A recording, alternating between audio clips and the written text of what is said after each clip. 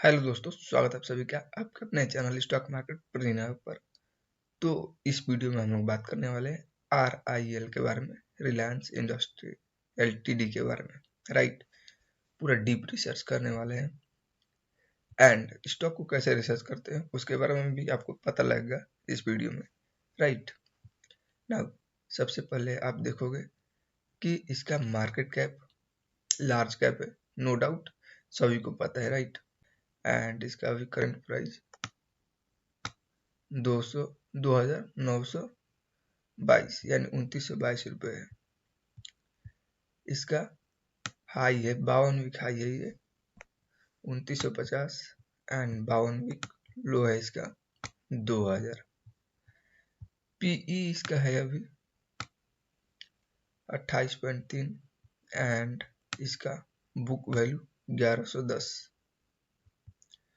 Dividend yield 0.31% and ROCE इसका है 9.14%। ROE है इसका 8.94% एंड फेस वैल्यू है इसका 10। Sales growth year on year 17.5% and EPS इसका है 103। सेल्स लास्ट 10 ईयर्स में 8.27% से, मतलब ईयर इन ईयर लास्ट 10 साल में 8% से रिलायंस इंडस्ट्री ग्रो करी हुई है। ठीक है, मैं रिलायंस इंडस्ट्री का बात कर रहा हूँ, रिलायंस ग्रुप का नहीं बात कर रहा हूँ। ठीक है, दोनों में जमीन आसमान का अंतर है। देखो, मैं आपको आगे बताऊंगा कि कैसे अंतर है, क्या है इसमें।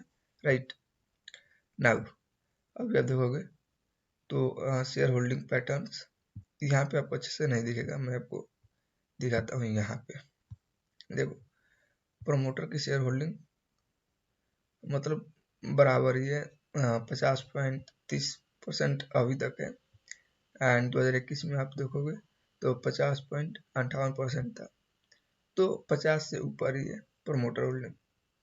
नाउ FII के देखोगे आप होल्डिंग तो ये है 22%, हाँ 22.13% एंड DII का है 16.60%, गवर्नमेंट का 0.18% एंड पब्लिक का 10.80%। ठीक है, तो ये share holding patterns.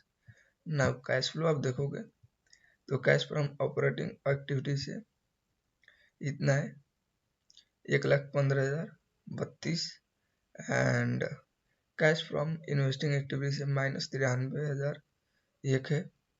Cash from financing activity से 10,455, यानी नेट कैश फ्लो आप देखोगे तो 32,486। तो नेट कैश फ्लो ही मैटर करता है। राइट नाउ, यहाँ पे कुछ रेशियो हम लोग देख लेते हैं, क्योंकि आप लोगों ने शार्क टैंक में देखा होगा कि रेशियो के बारे में बहुत ज़्यादा बात होती है। तो देखो, यह है डेबिटर डे 12 है इसका, इन्वेंट्री डे 87 है। सो आपको जो भी इसमें नंबर दिख रहा होगा वो कंसोलिडेटेड फिगर है। अगर आप स्टैंडअलोन फिगर देखोगे तो सारा नंबर चेंज हो गया। देखो यहाँ पे ये स्टैंडअलोन फिगर, तो डेबिटर आपका 12 दिखेगा, इन्वेंट्री 45 जबकि स्टैंडअलोन में था यहाँ पे 87, इन्वेंट्री डे 87 था एंड कंसोलिडेट में 45 है। राइट, डेज पेएबल आप देखोगे तो यहाँ पर 102 है, जबकि आप देखोगे स्टैंडअलोन में तो आपको 91 दिखेगा। तो इसमें अंतर क्या है स्टैंडअलोन एंड कंसोलिडेट में, मैं आपको बताऊंगा। देखो, मैं डीप रिसर्च करने वाला हूँ। राइट, मैं ऐसे फेंकने वाला नहीं हूँ कि भाई अब पी इतना है तो बाई कर लो, ये इतना है तो सेल कर दो, ये घट रहा है तो वो कर दो। नहीं, हम लोग अच्छे से एनालिसिस करेंगे, टेक्निकल भी करेंगे एंड फंडामेंटल भी करेंगे। राइट, सो ये इसका रेशियो ROC 9 है। आप देख लेते हैं प्रॉफिट एंड लॉस स्टेटमेंट। तो सेल्स आप देखोगे 3,57,000, 8,77,000। आप देखोगे सेल्स तो ईयर ऑन ईयर काफ़ी अच्छा बढ़ा हुआ है, 3 लाख से अभी तक 8,77,365 तक गया हुआ है। एक्सपेंस देखोगे तो एक्सपेंस भी बढ़ा हुआ है एंड ऑपरेटिंग प्रॉफिट ये भी काफ़ी अच्छा खासा बढ़ा हुआ है। देखो आप 2012 में 33,176, ये सारे फिगर करोड़ में, ठीक है, 33,176 करोड़ है ये।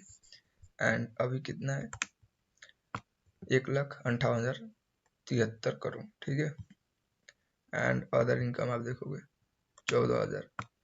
मैं केवल इस साल का बता रहा हूँ, 2023 का, मतलब जो फाइनेंशियल ईयर था उसका।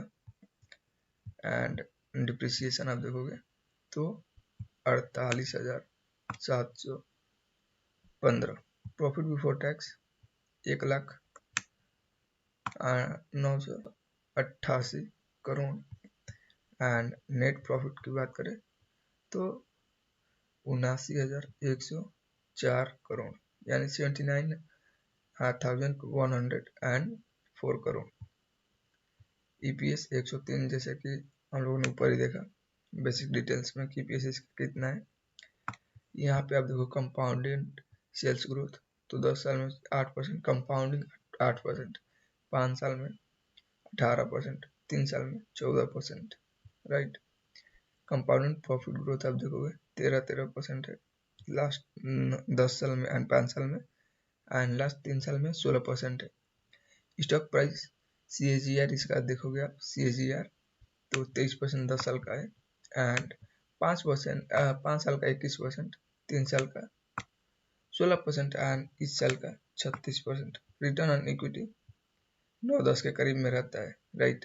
लास्ट 10 साल में 10%, लास्ट 5 साल में 9%, एंड लास्ट 3 साल में 8%। ये कंपाउंडेड ग्रोथ है, ठीक है। तो आप ऐसा मत एज्यूम करना कि इस साल मान लो 2000 पे है तो अगले साल 8% उसमें ऐड कर दो, फिर उसके अगले साल 2000 का ही 8%, नहीं, जो 8% आपने ऐड करा है उसके ऊपर टोटल वॉल्यूम के ऊपर 8%, ठीक है, वो होता है कंपाउंडिंग ग्रोथ। ना ये देखो आप, बैलेंस शीट है, कंसोलिडेट है, स्टैंडअलोन नहीं है। देखो आपको मैं आगे बताऊंगा इसके बारे में, स्टैंडअलोन एंड कंसोलिडेट के बारे में। तो यहाँ पे आप देखोगे equity capital 6,766 crore, borrowing 3,16,900 crore. यहाँ पे आपको बोरोइंग दिख रहा होगा। तो total liability and total asset दोनों सेम ही होता है, इसका भी एक अलग फंडामेंटल होता है। एंड अगर आपको जानना है तो कमेंट बॉक्स में बता सकते हो कि भाई इसके बारे में एक वीडियो बना दो। ये सारा फिगर मैं आपको दिखा रहा हूँ कंसोलिडेट फिगर में। फिर मैं एक बार बता रहा हूँ, ये कंसोलिडेट फिगर है एंड स्टैंडअलोन फिगर में ये नंबर चेंज हो जाएगा। मैं आपको दिखा देता हूँ, देखो पूरा नंबर चेंज हो गया। यहाँ पे कितना था, 16 लाख था, अब यहाँ 9,27,878 हो गया ना। तो यही होता है कंसोलिडेट एंड स्टैंडअलोन में, ये आपको जानना बहुत ही जरूरी है, राइट। लास्ट में बताऊंगा, अभी बता दूंगा, वीडियो छोड़ के भाग जाओगे। मजाक कर रहा हूँ ना। कैश फ्लो हम लोगों ने देखा, बैलेंस शीट देखा, प्रॉफिट एंड लॉस स्टेटमेंट देखा, एंड जो शेयर होल्डिंग पैटर्न है वो भी हम लोगों ने देखा। चार्ट देख लेते हैं एक बारी, देखोगे आप 1 ईयर में ऑल टाइम हाई पे भी है। सो अभी थोड़ा तो एक्सपेंसिव है ना यार, राइट। एनालिसिस में आप देखोगे प्रोज कुछ ना है इसका, according to screener website, pros इसमें कुछ भी ना है। कौन से लेकिन है, प्रोज का मतलब होता है कि जो कंपनी के पास एज है, जो बेनिफिट है, जो फायदे हैं, उसको प्रोज बोलते हैं। कौन सा, जो स्टॉक मार्केट जो इन्वेस्टर है उसके लिए घाटा है, या उसके लिए जो वैल्यू है वो काफ़ी ज़्यादा है, जो रिजनेबल प्राइस है उस पर नहीं है।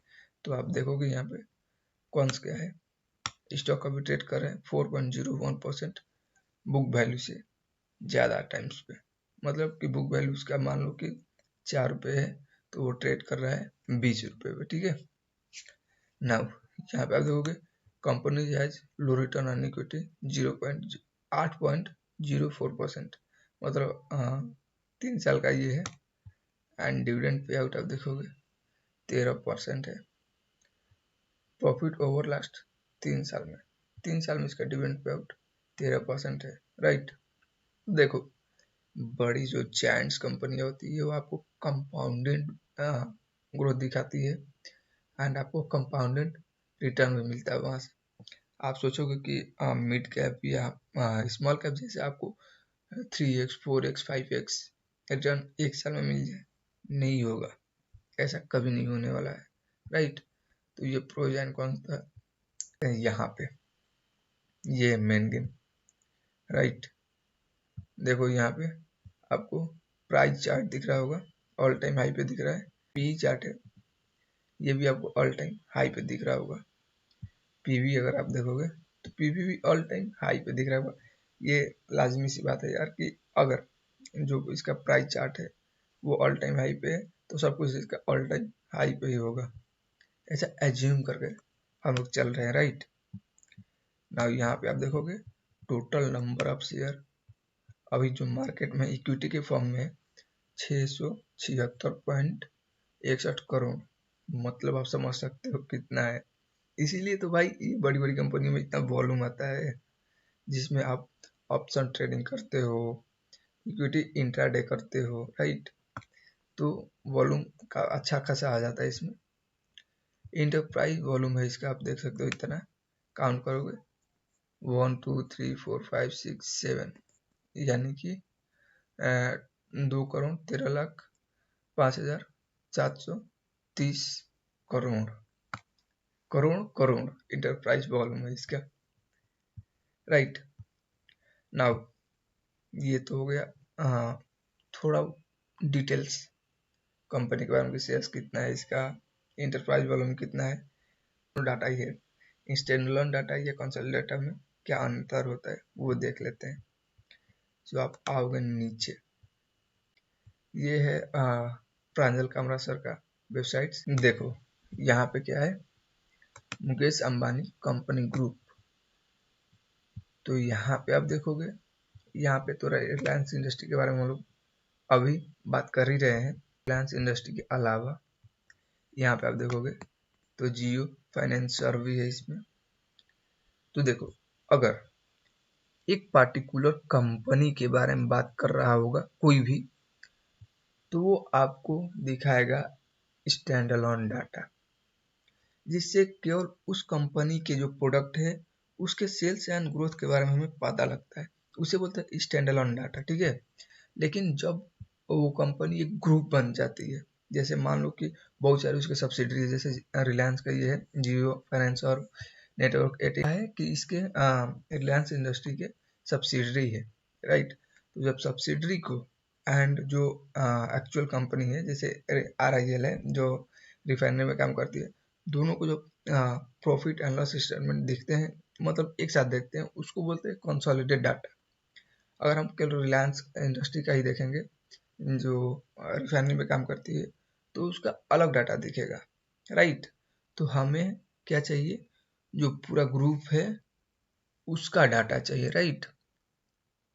क्योंकि वहां से हमें ये पता लगेगा कि जो ये कंपनी है, जो इसकी पेरेंट्स कंपनी है, वो कितना स्ट्रांग है, या फिर जो उसमें कैश फ्लो आ रहा है वो कहाँ से आ रहा है, कितना कैश फ्लो है, सब कुछ हमें इजीली पता लग जाता है, राइट। तो आप देखोगे यहाँ पे केवल रिलायंस इंडस्ट्री ना है इसमें, आप जियो फाइनेंस देखोगे, नेटवर्क 18 देखोगे, एंड उसके अलावा जस्ट डायल इसी का है, रिलायंस इंडस्ट्री का ही है। इसके अलावा हैथवे केबल एंड डाटा आप देखोगे, अभी इसका शेयर प्राइस 25 रुपये पर है। इसके अलावा आप डेन नेटवर्क देखोगे, उसके अलावा रिलायंस इंडिया इंफ्रास्ट्रक्चर देखोगे, इसके अलावा हैथवे भवानी केबल देखोगे। तो ये 8 है इसके, जो रिलायंस RIL ग्रुप है उनकी ये कंपनी है, राइट। अभी जियो नेटवर्क नहीं आया है इसमें, जियो फाइनेंस आ रखा है, तो जियो नेटवर्क काउंट होगा किसमें, रिलायंस इंडस्ट्री में, राइट। देखो जियो नेटवर्क जियो फाइनेंस ये दोनों अलग अलग चीज़ें हैं। जियो नेटवर्क में आपको जियो का सिम आएगा, एंड जो जियो सावन है जो डिजिटल प्लेटफॉर्म है वो सारा उसमें आएगा। जियो फाइनेंसर में ये है बजाज फाइनेंस जैसा, इसमें केवल आपको NBFC है जिसमें आपको car loan, bike loan, home loan, personal loan वो प्रोवाइड किया जाता है, राइट। सो ये होता है अंतर कि अगर एक पर्टिकुलर स्टॉक के बारे में आपको जानना है तो पर्टिकुलर कंपनी के सेल्स एंड ग्रोथ जानना है, आप स्टैंड अलोन डाटा देख सकते हैं। अगर आपको पूरे ग्रुप का जो उसके सब्सिडरी है उसके प्रॉफिट एंड लॉस एंड जो कंपनी उसका प्रॉफिट एंड लॉस सब कुछ जानना है तो आपको कंसोलिडेटेड डाटा देखना पड़ेगा। आपको अगर सीखना है कंसोलिडेटेड डाटा एंड क्या बोलते हैं स्टैंड अलोन डाटा को कैसे एनालाइज करते हैं तो आप कमेंट बॉक्स में बता सकते हैं। प्राइस टू कैश फ्लो ये रेशियो में डेब्ट टू इक्विटी रेशियो 0.45% है। इसका मतलब क्या होता है, ये मेजर क्या कर रहा है, राइट। तो जो कंपनी के फाइनेंशियल ऑपरेशन है उसको ये बताता है कि कंपनी का जो डेब्ट है, जो कर्ज है एंड जो कंपनी के ओनर के पास जो फंड है तो उसका रेशियो क्या है, राइट। कि अगर जो कर्ज है और फंड है, क्या कंपनी उस कर्ज को जो ओनर के पास फंड है उससे वो पे कर सकती है कि नहीं, वो दिखाता है डेब्ट to equity ratio, right. CFO and PAT last 5 साल का एवरेज है 1.4%, which is good, right.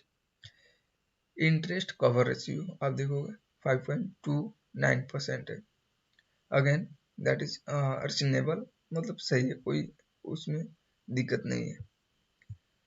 Now यहाँ पे आप देखोगे प्रॉफिट ग्रोथ आपको मैंने पहले देखा रखा है। एंड अगर बात करें कंपटीटर के बारे में तो आप यहाँ पे देखोगे ये सारे रिलायंस इंडस्ट्री कंपटीटर है। जैसा कि मैंने आपको बताया पहले, Indian oil, BPCL, HPCL, MRPL, Chennai petrol corporation. तो जो ऑयल रिफाइनरी में काम करते हैं वो सारे रिलायंस इंडस्ट्री के कंपटीटर है, न कि रिलायंस ग्रुप के कंपटीटर है, राइट। सो ये है इनके कंपटीटर जिनका शेयर प्राइस 182, 600, 500, 200 करीब में, 800 करीब में चल रहा है। सबसे अभी हाइएस्ट पर 2921 रुपये पर चल रहा है अभी, कौन सा, रिलायंस। अगर बात करें बाई एंड सेल के बारे में तो मैं कोई आपको रिकमेंड नहीं कर रहा हूँ, ये केवल इन्फॉर्मेशन पर्पज के लिए वीडियो है, राइट। सो देखो चीज़ों को आपको सीखना पड़ेगा कैसे एनालिसिस करते हैं स्टॉक के बारे में। सो ये हो गया आपका जो डाटा है वो। ना अब आपको खोलना है अपना क्रोम ब्राउजर एंड वहाँ पे सर्च करना है इन्वेस्टर रिलेशन,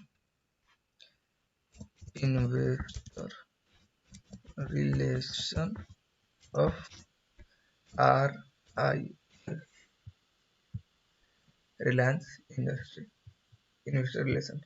आपको ऑफिशियल साइट पे मिल जाएगा, राइट, कि क्या है इन्वेस्टर रिलेशन इसका। सो आप नीचे थोड़ा बहुत स्क्रॉल करोगे तो आपको यहाँ पे आपको दिख रहा होगा, देखो एनुअल रिपोर्ट PDF में आपको एनुअल रिपोर्ट मिल जाएगा इसका। क्रेडिट रेटिंग आपको देख सकते हो यहाँ पर, फाइनेंशियल प्रेजेंटेशन आप देख सकते हो एंड सारा कुछ आपको मिल जाएगा रिलायंस के ऑफिशियल साइट पे। आप देखोगे यहाँ पे RIL.com है, रिलायंस इंडस्ट्री LTD। जैसे कि मैं ओपन कर लेता हूँ 2023 एंड 2024 फाइनेंशियल ईयर का इसका एनुअल रिपोर्ट। यहाँ पे आपको सब कुछ इजीली दिख जाएगा। आप यहाँ पे देखोगे एनुअल रिपोर्ट कितना है, 267 पेज का, 267 पेज का है ये इसका एनुअल रिपोर्ट। इसका एनुअल रिपोर्ट है, उसमें आपको सब कुछ मिल जाएगा। बोर्ड ऑफ डायरेक्टर आप देखोगे और लीडर, पहले तो मुकेश अंबानी है, उसके बाद नीता अंबानी। CBDT से ये है श्री KV चौधरी। तो इन लोगों के बारे में आप रिसर्च कर सकते हो कि ये लोग कौन है, क्या करते हैं। ये होते हैं बोर्ड मेंबर जो डिसीजन लेते हैं कि कंपनी में क्या करना है, कैसे ग्रोथ आएगी या कैसे सेल्स बढ़ेगा, मतलब सारा कुछ ये लोग ऑपरेशन हैंडल करते हैं जो कंपनी के लीडर होते हैं, right. CKV Kamat independent director है, राइट, ICICI बैंक के। तो ये सारे लोग हैं, कौन है ये लोग, बोर्ड ऑफ डायरेक्टर्स जो डिसीजन लेते हैं। यही लोग डिसाइड करते हैं कि कितना किसको कैसे और क्यों पे करना है। जो इन्वेस्टर होते हैं उनको भी कैसे पे करना है, कितना पे करना है, सब कुछ डिसाइड ये लोग करते हैं। सो केवल फंडामेंटल नंबर्स का गेम नहीं है, आपको लीडर्स के बारे में जानना जरूरी है, जो बोर्ड ऑफ डायरेक्टर्स है उनके बारे में जानना बहुत ही जरूरी है, मैनेजमेंट के बारे में जानना जरूरी है। यहाँ पे आपको नंबर दिखेगा, देखो 10 ईयर फाइनेंशियल हाईलाइट है, valued of sales and service revenue में आप देखोगे, आपको दिख नहीं रहा होगा, मैं आपको 100% जूम करके दिखाता हूँ ताकि आपको अच्छे से दिखे। देखो यहाँ पे ये एक्चुअल डाटा करोड़ में है, 4,46,339 करोड़, जो फाइनेंशियल ईयर 2014 से 2013-14 का है वो डाटा है, ठीक है। फाइनेंशियल परफॉर्मेंस एंड रिव्यूज आप पढ़ सकते, देखो मैं पढ़ के सुनाऊंगा तो भाई ये वीडियो ऑलरेडी लंबा हो चुका है और भी लंबा हो जाएगा, तो मैं आपको ये डिस्क्रिप्शन में दे दूंगा, आप वहां से इजीली पढ़ सकते हो इसको, राइट। सो ये सारा कुछ है। प्रॉफिट देखोगे आप, consolidated EBITDA for the increase 14%, वाह वाह वाह वाह, 1,30,930 करोड़ ऑलरेडी हम लोगों ने यहाँ पे डिस्कस कर रखा है हम लोगों ने। यहाँ पे अब आओगे बैलेंस शीट में, यहाँ पे प्रॉफिट एंड लॉस स्टेटमेंट में, तो हम लोगों ने देख रखा था, ऑलरेडी हम लोगों ने देख रखा था, राइट। तो ये देखो ये डाटा कब का है वो मैं दिखा देता हूँ आपको, 2021-22 का है, 1,23,686 करोड़ का है इसका। एबिटा, एबिटा के बारे में तो जानते ही होंगे क्योंकि मेरे को पता है कि आप लोग भी शार्क टैंक देखते होंगे, तो एबिटा, आरओई, इसके बारे में आपको पता ही होगा। सो ये है प्रॉफिट एंड ये मोमेंट इनकी फाइनेंशियल रेशियो है, ये सर्विस कवरेज रेशियो इम्प्रूव 2.03%, जो मेन चीज़ें मैं आपको बता देता हूँ। एंड आप यहाँ पे देखोगे टर्नओवर रेशियो डिक्लाइन हुआ है 36.13%, यहाँ पे आपको दिख रहा होगा 36.13%, लेकिन आपको अच्छे से पढ़ना पड़ेगा, तब जाके आपको एक अच्छा खासा क्या बोलते हैं डिसीजन मेकिंग में हेल्प मिलेगा कि एक्चुअली में अभी आपको इसको खरीदना है या नहीं खरीदना, राइट। मैं आपको केवल सिखा रहा हूँ फंडामेंटल के बारे में कि कैसे कंपनी को फंडामेंटली एनालिसिस करते हैं, राइट।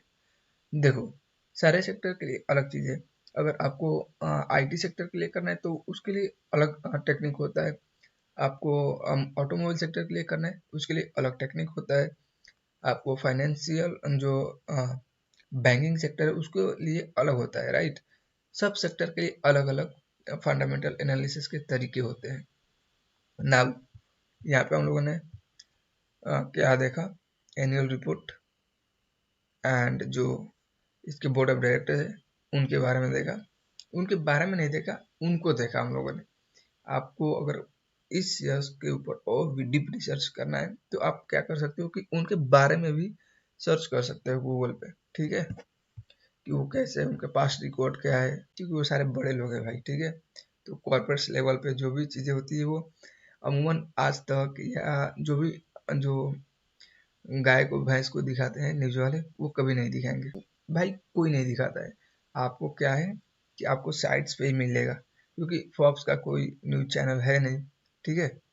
जो वॉल स्ट्रीट जर्नल है उसका कोई न्यूज चैनल है नहीं, इंडिया में बात करूँ तो वो लोग पोस्ट करते हैं इन सारी चीज़ों के बारे में रिसर्च करने के बाद, तो उनके डाटा जो है वो वैलिड डाटा होता है, राइट।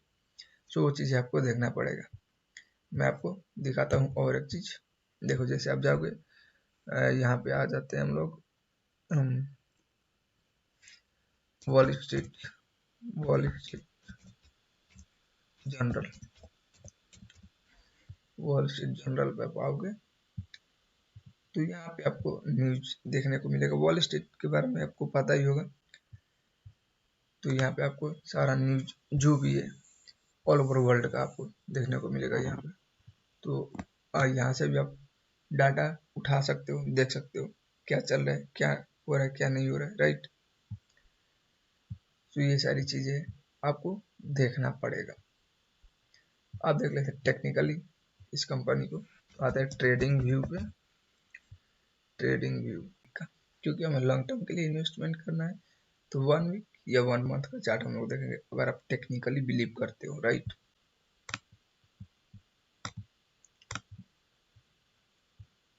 नाउ मैं तो प्रोजेक्शन वाला हूँ, तो आपको प्रोजेक्शन से ही बताऊंगा कि एक्चुअली में क्या हो सकता है। मैं भी जानता हूँ भाई टेक्निकल एनालिसिस के बारे में, ऐसा नहीं है कि मैं केवल फंडामेंटल जानता हूँ, राइट। देखो यहाँ पे क्या है कि ये बहुत दिनों से, मतलब कई सालों से इस रेंज में ट्रेड कर रहा था, राइट। आप देखोगे तो ये 1978 से लेके 2500 यानी 600 रुपए के बीच में ट्रेड कर रहा था। कब से? 2021 से 2024 तक, यानी 3 साल तक इस रेंज में ट्रेड करा है इसने। एंड देखो यहाँ पे क्या हुआ कि जो इसका ऑल टाइम हाई है उसको भी रिलायंस इंडस्ट्री ने ब्रेक किया। मैं आपको ड्रॉ करके दिखाना पड़ेगा ना। यहाँ पे आप देखोगे, यहाँ से ब्रेकआउट मिला, ब्रेकआउट मिलने के बाद एक प्राइस एक्शन बना, यहाँ पे रिटेस्ट किया इस पॉइंट को, रिटेस्ट करने के बाद फिर बूम। तो हमें कैसे क्या करना है वो मैं बता देता हूँ आपको। तो देखो, अगर इफ कोई भी ये नहीं कह सकता कि ऐसा ही होगा, भाई होगा ही होगा। इफ अगर मार्केट यहाँ से रिटेस्ट करता है इस पॉइंट को, तो हमें यहाँ पे डिसीजन लेना है, राइट। अगर यहाँ से हमें ग्रीन कैंडल मिलता है तो हम बाई के लिए जाएंगे, एंड एग्रेसिव बाई के लिए नहीं जाएंगे, ठीक है, एवरेज बाई करेंगे। फिर डीप आता है, उसके बाद हम लोग एवरेज बाई करेंगे, फिर ऐसे ऐसे हमें बाई करना है, ठीक। फिर यहाँ से डीप आएगा तो हमें बाई करना है। देखो जैसे यहाँ पे ये गया, डीप हुआ, या यहाँ पे हम लोग ने बाई करा था, फिर यहाँ पे बाई हमारा आएगा, फिर ये गया, डीप आया, यहाँ पे बाई होगा, फिर ये गया, डीप आया, बाई, ये गया, डीप आया, ये नीचे आया, मतलब रिटेस्ट करने के लिए आया, यहाँ पे बाई, फिर ये गया, फिर ये डीप आया, बाई, फिर ये गया, राइट। तो हमें ऐसे एनालिसिस कर करके थोड़े थोड़े अमाउंट्स में इन्वेस्टमेंट करना है। अगर टेक्निकली आप इन्वेस्टमेंट करना चाहते हो तो फंडामेंटली तो आपको ये सब देखना ही नहीं है, चार्ट क्या कर रहा है क्या नहीं कर रहा है। हमें तो मतलब पी रेशियो से, एंड जो इसका करंट प्राइस है, क्या हमें फेयर वैल्यू पर मिल रहा है या नहीं मिल रहा है, ये सारी चीज़ें हमें देखना पड़ता है, राइट। लेकिन हाँ, टेक्निकल भी जरूरी है। आपको चार्ट पहले ही बता देता है कि भैया देखो यहाँ से स्टॉक ये नीचे आने वाला है, निकलना चाहते हो निकल जाओ, राइट। तो ये सारी चीज़ें होती है। आई होप आपको समझ में आ रहा होगा जो भी चीज़ मैं बता रहा हूँ इसमें। नाउ यहाँ पे आपको कुछ डाटा दिख रहा होगा इसका, हाईलाइट फ्रॉम और फुल ईयर 2023 रिजल्ट। 2023 का टोटल रिजल्ट है 118 billion, gross revenue, EBITDA 18 billion dollar है, ठीक है, रुपीज नहीं है, रुपीज आपको ऊपर दिख रहा होगा, ये है रुपीज में, एंड ये डॉलर में। Profit after tax 8.97 billion, which is huge. And यहाँ पे कैपिटल एक्सपेंडिचर 17 बिलियन का है। तो ये 2023 का इसका हाईलाइट है। तो वो डाटा कोई छिपा नहीं सकता आपसे, आपके पास सारा का सारा डाटा है, बस आपको एनालिसिस करना है। क्यों आपको क्यों नहीं पता लगता? क्योंकि आप रिसर्च करना नहीं जानते हो, राइट। अगर आपको करने आ जाएगा रिसर्च तो ऑटोमेटिक आपको भी सारे डाटा मिल जाएगा, एंड आपके बैकअप माइंड में चलेगा कि हाँ भाई, ऐसा अगर फाइनेंशियल रिजल्ट आएगा तो मैं ऐसा डिसीजन लूंगा, या फिर ऐसा कुछ होगा तो मैं ऐसा डिसीजन लूंगा, राइट। प्राइस मैटर नहीं करेगा आपके लिए जब आप सीख जाओगे फंडामेंटली अच्छे से एनालिसिस करने, राइट। सो यही था आज का वीडियो। आई होप कि आपको वीडियो पसंद आया होगा। हाँ, मैं रेफरेंस दे देता हूँ। देखो, मैंने स्क्रीनर का यूज किया, फिर मैंने यूज किया टिकर फिनोलॉजी का नंबर ऑफ शेयर्स देखने के लिए, एंड जो इसके सब्सिडरी है उसको देखने के लिए टेक्निकल एनालिसिस का यूज किया मैंने, ट्रेडिंग व्यू को, एंड जो फैक्ट चेक करने के लिए, क्रॉस चेक करने के लिए मैंने आपको रेफरेंस दिया वॉल स्ट्रीट का। आप फॉक्स भी यूज कर सकते हो, इकोनॉमिक टाइम्स को भी यूज कर सकते हो, एंड जो इसके डाटा है, जो प्रीवियस डाटा है, एंड जो बोर्ड ऑफ डायरेक्टर है उनके बारे में जानने के लिए मैंने आपको दिखाया एनुअल रिपोर्ट। एनुअल रिपोर्ट में आपको A to Z सब कुछ डाटा मिल जाएगा उस साल का। सो यही था आज का वीडियो। आई होप कि आपको वीडियो पसंद आया होगा। पसंद आया हो तो लाइक करें, चैनल पर नए हो तो सब्सक्राइब कर सकते हो ऐसी डीप रिसर्च वीडियो देखने के लिए। मिलते हैं अगले वीडियो में, तब तक के लिए जय हिंद।